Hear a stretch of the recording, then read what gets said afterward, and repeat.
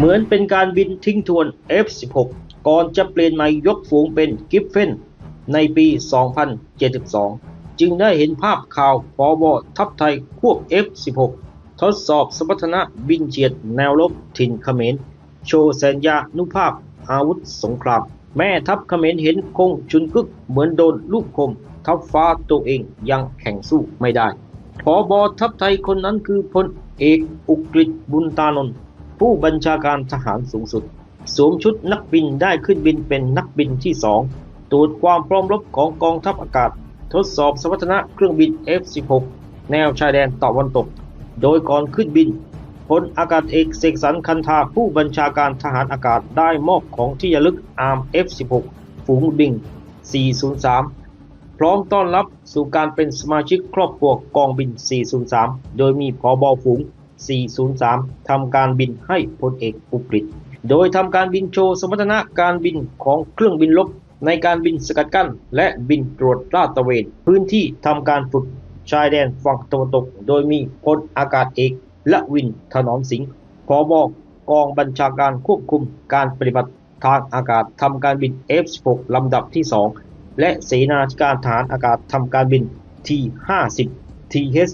ร่วมขบวนไปกันเป็นฝูงคอยอารักขาการที่ผู้บัญชาการทหารสูงสุดทำการทดสอบการบินสกัดกั้นและลาดตระเวนชายแดนตะวันตกนานราว1 ชั่วโมงพอย่างเท้าลงพื้นถึงกับชูนิ้วโป้งแสดงความยอดเยี่ยมแก่สัญญานุภาพอาวุธสงครามทางอากาศพร้อมกล่าวว่าได้รับรู้ด้วยตัวเองแล้วและยิ่งทำให้ได้รู้ว่ากองทัพอากาศมีความเป็นมืออาชีพและกองทัพอากาศไทยไม่เคยหยุดยั้งอยู่แค่ปัจจุบันแต่จะก้าวไปข้างหน้าทั้งกำลังคนและเครื่องบินรบมั่นใจให้คะแนนเต็มเกิน 1,000% อย่างล่าสุดทัพฟ้าไทยประกาศลั่นบินรบสเปคขั้นเทพกิฟเฟนรุ่น EF ลำแรกปี 2572 ได้ออกศึกเสียบแทน F-16 ปลดระวางลบรอบหน้าข้าศึกได้ชิมไข่ยักษ์ตัวใหม่เมนทอร์ถล่มไกลยิงซ้ำไอริสทีปิดจ็อบเป็นการอัปเกรดความคืบหน้าล่าสุดโดยพลอากาศโทจักริดธรรมวินัยโฆษกกองทัพอากาศอัปเดตโครงการจัดหาเครื่องบินขับไล่สมรรถนะสูงกิฟเพน EF เข้าประจำการในปี 2572 เตรียมรับกิฟเพน E ลำแรกเข้าประจำการแทน F-16 ฝูงบิน 102 หลังปลดประจำการขณะที่การจัดซื้อทั้งหมด 12 เครื่องเพื่อนำมาทดสอบเครื่องบินขับไล่ F-16 ของฝูงบิน 102 ซึ่งปัจจุบันปลดประจำการไปแล้วโดยขณะนี้กองบิน 1 จังหวัดนครราชสีมายังเหลือเครื่องบิน F-16 ของฝูงบิน 103 ประจำการอยู่และคาดว่าจะสามารถนำเครื่องบินเข้าประจำการครบทั้ง 12 เครื่องได้ภายในปี 2580 และกองทัพอากาศได้ปรับโครงสร้างกำลังรบเพื่อให้พร้อมรองรับกับสภาพแวดล้อมด้านความมั่นคงที่เปลี่ยนแปลงอย่างรวดเร็วหากมีความจำเป็นต้องใช้กำลังในอนาคตสำหรับอาวุธประจำกายตัวใหม่เช่นจรวดนำวิถีด้วยความร้อนไอริสทีและเมนเทอร์ยิงไกลเกินสายตาซึ่งมีระยะจู่โจมไกลหลายร้อยกิโลเมตร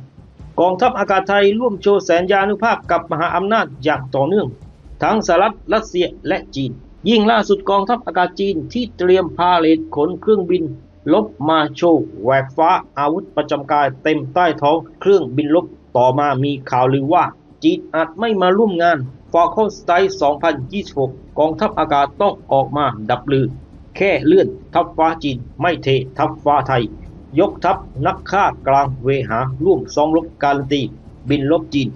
Y-20 แวะจอดจังหวัดเชียงใหม่เป็นเรื่องปกติไม่ใช่แอบดอดเข้ามาทำภารกิจลับกองทัพอากาศสยบกระแสข่าวยกเลิกการฝึกร่วมกองทัพไทยและจีน Falcon Strike ซึ่งเดิมกำหนดจัดขึ้นระหว่างวันที่ 14 ถึง 27 พฤษภาคมนี้ขอยืนยันว่าไม่ได้ยกเลิกการฝึกแต่เป็นการเลื่อนออกไปเป็นช่วงเดือนกรกฎาคมตามความประสงค์ร่วมกันของทั้งสองฝ่ายในระหว่างการประชุมหารือโดยยังคงเป็นไปตามวงรอบที่กำหนดไว้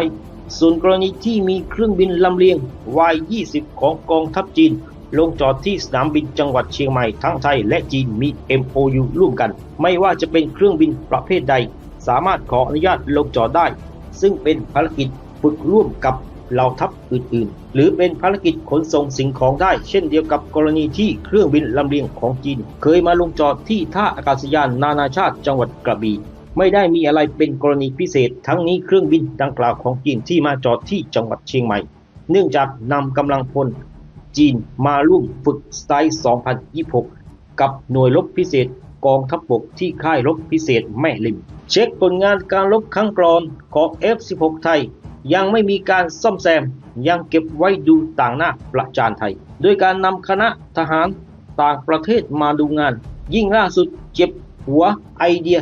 เขมรสะพานขาด2 ท่อนฝีมือ F16 ไทยยังไม่ยอมซ่อมถมดินขวางลำน้ำทำสะพานชั่วคราวสุดท้ายขาดกลับไปสัญจรลำบากทางวิบากลุยน้ำเหมือนเดิมเพจ2เขมรที่ติดตามความเคลื่อนไหวในกัมพูชาอัปเดตล่าสุดถนนชั่วคราวใต้สะพานใจจุมเนี้ยที่เคยโดนไข่ยักษ์ F16 กองทัพอากาศไทยเมื่อช่วงการปะทะในรอบครั้งที่ 2 เมื่อปี 2568 ที่ผ่านมายังไม่ได้รับการซ่อมแซมเช็คความเคลื่อนไหวของตัวตึงฝั่งกัมพูชามีด้วยกัน 2 คน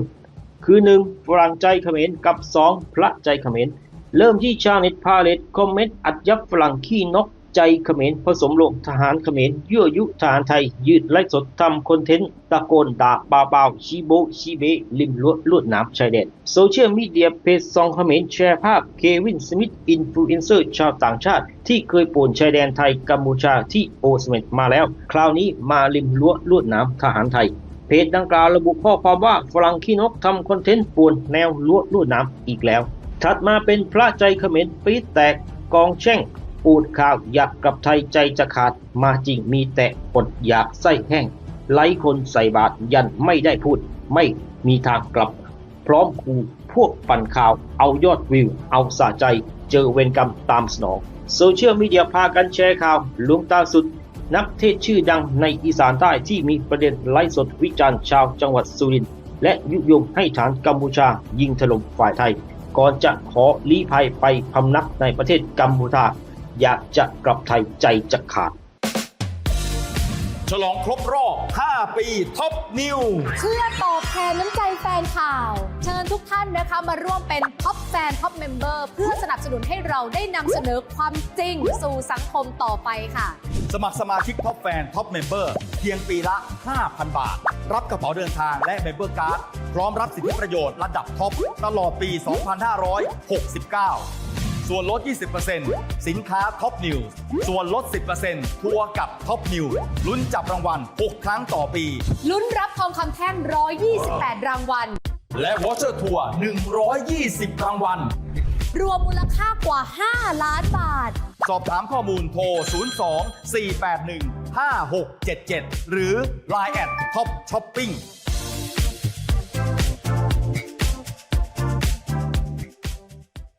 มาร่วมสนับสนุนท็อปนิวส์นำเสนอความจริงได้แล้ววันนี้